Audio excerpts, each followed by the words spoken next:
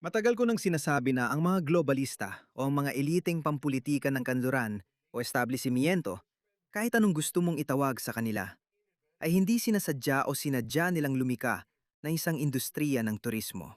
Pinakawalan nila sa buong Europa ang milyon-milyong lalaking mula sa mga kulturang ikatlong mundo na may malalakas ang pagnanasa na gumagawa ng mga ganitong bagay. Magalang. Ano ba yon? Meron akong daan-daang ganitong mga video, hindi lang mula sa UK, kundi mula sa buong kanluraning mundo. Bago ko ipakita sa iyo ang pangunahing video ngayon, hayaan mong ibahagi ko muna ang ilang mga estadistika sa iyo, okay? Tingnan mo ito. Aling mga nasyonalidad ang pinakamaraming gumagawa ng mga pagnanakaw at pagnanakaw na krimen? Tingnan mo yan. Ang pambansang average ng UK ay 16 sa bawat 10,000 katao. Pero habang lumalayo ka, ang mga tao mula sa Gambia ay 80 sa bawat 10,000. Iraq, 91 sa bawat 10,000. Afghanistan, 102 sa bawat 10,000. Somalia, 129 sa bawat 10,000. At Congo, 187 sa bawat 10,000. Iyan ay tungkol lang sa karahasan. Hindi rin na inaiibang sitwasyon pagdating sa Chad, Namibia, Eritrea, Afghanistan ang namumuna. Napakalala ng bilang para sa Afghanistan na ayon sa Daily Telegraph, ang mga Afghan at Eritrean ay mahigit 20 beses na mas malamang na mapabilang sa mga nahahatulan kumpara sa mga mamamayang British. 20 beses na mas malamang. Paano hinahayaan yan? Kahit gusto mong bigyan sila ng benepisyo ng pagdududa at hindi nila alam yon, baka nalunod lang sila sa dagat ng awa para sa ibang tao. At kung ano mang dahilan ang gusto nilang gamitin. Kahit pagbigyan mo sila na hindi nila alam na mangyayari ito, nangyayari na ito ngayon. Walang datos na nagsasabing kabaligtaran. At hindi lang ito sa UK, by the way. Tingnan mo ito.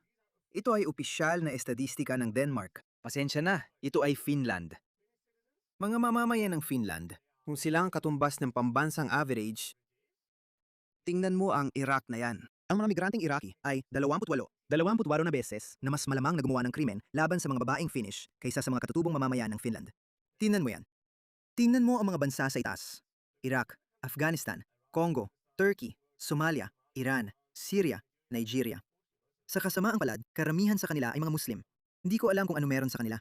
Tingnan mo ito. Nangyayari ito sa malakihang antas. Nangyari lang ito noong nakaraang linggo. Mga migranteng Afghan, dalawa sa kanila, pinigilan ang isang babae at hinablot siya habang tinututukan ng kutsilyo sa isang parke sa London. Dito mismo. Naglalakad lang siya. Tahimik na ginagawa ang sarili niyang gawain. Basta na lang siyang hinablot, kinaladkad sa mga palumpong, at halos araw-araw na itong nangyayari. Ito si Mohammed Shiki, isang 23 taong gulang na asylum seeker, naghihintay para sa mga dalagang babae habang umaalis sila ng mga nightclub sa Falkirk. Roon sin 2 biktima sa loob ng isang oras, idinidin ang isa laban sa puno at tinarget ang isa pa sa isang tulay ng tren. Inaresto siya sa Cladon Hotel na pinapatakbo ng Home Office kung saan siya naninirahan. At nayon ay binigyan siya ng 4 na taong pagkakakulong. Pero hindi siya pinadeport. Gusto kong makita mo itong datos na ito. Sige, tingnan mo ito.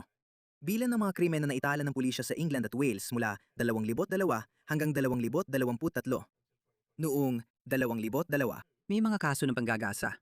Hindi namin sinasabi na walang panggagahasa sa England bago ang krisis sa migrasyon. Bago ang pagdagsa ng mga ilegal na migrante mula sa mga third world na bansa, hindi lang ilegal, pati mga legal na migrante mula sa mga kulturang mapanlaban. Ang bilang ay nasa humigit kumulang 10,000 kada taon sa buong England at Wales.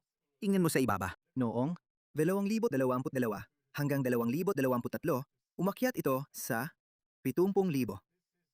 Ito, ito ay, ito ay opisyal na bilang mula sa gobyerno ng UK, England at Wales. Ito ay mga opisyal na bilang. Kaya ayon sa sarili nilang datos, nagkaroon ng 7 beses na pagtaas. At nagpapanggap pa ang mga taong ito na nagmamalasakit sila sa mga kababaihan. Ngayon, panurin natin ang video ng GB News na ngayon ay sinasabing may walang panggagahasa na nangyayari kada oras.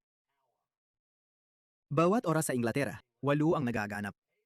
Maipapusta ko ang buhay ko na 6 sa 8. Sa mga iyon ay ginagawa ng mga tao mula sa mga kulturang mapanlaban. Panurin natin ang video na ito. Hindi ka paniwala ang mga numero at patuloy pa itong tumataas. Nasa isang sitwasyon na tayo ngayon at tandaan na ito ay mga kasong naiulat lang sa pulis. Tulad ng sinabi mo, halos 75,000 ang katumbas ng 204 kada araw. Alam mo yung sinabi kong statistika dati? Na nagpapakita ng mga 70,000 noong 2020. 2023 o 2022. Tingnan mo to. Sa 2025, 2026, hindi pa rin bumababa. Nasa 75,000 pa rin. 75,000 na kababaihan ang ginahasa. Noong 2002, nasa 10,000 lang ang bilang na yan. Hindi ibig sabihin na biglang naging rapist ang mga Briton. Hindi ganon. Ang tanging pangunahing dahilan dito ay nagpasok ang Britanya ng daan-daang libong kalalakihan mula sa mga bansang may malilibog na kultura sa ikatlong mundo. Mahigit 8 insidente kada oras, araw-araw, linggo-linggo, buwan-buwan, taon-taon. Mahigit 8 insidente kada oras ang nangyayari dito sa bansa. Ngayon, patuloy na tumataas ang bilang na yan. Nakita ko itong tumaas ng exponential. Hindi ito tumitigil, patuloy itong tumataas. May seryosong nangyayaring mali sa bansang ito. Nakikita natin, pag-usapan natin ang bagay na yan. Kasi alam mo na, ilatag na natin lahat. May mga tao dyan na nagsasabing may papel ang migrasyon dito. Ang pag-aangkat ng mga kulturang lubang na iiba ay may papel din dito. May iba naman nagsasabi, tingnan mo, mas gumanda na ang pagdodokumento ng mga krimeng ito. Kaya mas marami na ang naiuulat.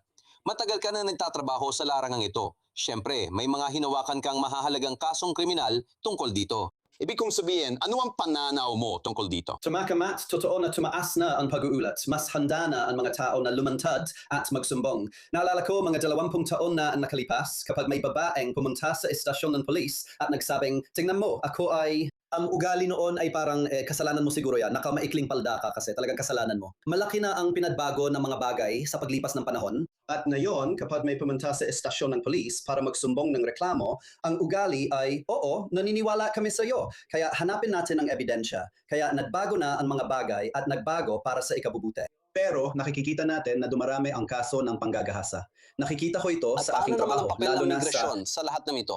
Sa tingin mo ba, saglit lang kasi wala tayong maraming oras ngayong gabi? Pero may kaugnayan ba sa tingin mo ang migrasyon at ang mga numerong ito? Walang duda tungkol dyan at hindi pa natin nakikita, ito pa lang ang dulo ng malaking problema, Matt. Hindi pa natin nakikita ang mga estadistika dahil lumalabas ang mga datos na may pagkaantala ng siguro 1 taon o 2 taon. Alam mo, ang nakikita natin ngayon ay yung mga nangyari noon. Ngayon, nakikita natin, halimbawa, nitong nakaraang weekend, sa lahat ng mga nag-inquire sa kumpanya ko, mga 50% ay mula sa mga dayuhan. 73% ng mga iyon ay tungkol sa mga alegasyon. Ngayon, nakakagulat talaga ang bilang na yan. Ngayon, may mali talagang nangyayari dyan. Pero kapag sinusubukan naming alamin kung anong nangyayari based sa datos, walang datos dahil hindi naman nagtatala ng datos ang gobyerno Oo nga at ayaw naman. nilang sabihin ito. Marcus Johnson, sandali lang dyan. Dahil kailangan kong isama ang aking panel tungkol sa puntong yan.